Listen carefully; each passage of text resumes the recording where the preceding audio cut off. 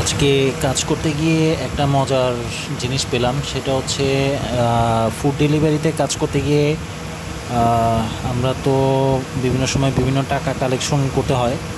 তো টাকা কালেকশন করা অবস্থায় সেখানে আমরা অনেক সময় অনেক কিছু খেয়াল করি না।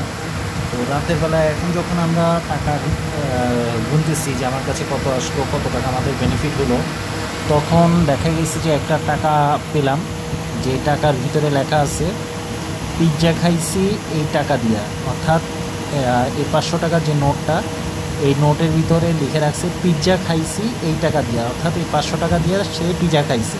তো এইটা আবার লিখে রাখছে।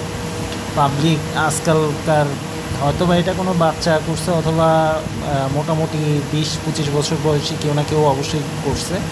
তো যেই করুক না কেন, টাকার উপরে এইভাবে লিখে পুরো দুনিয়ার মানুষকে হাসাচ্ছে।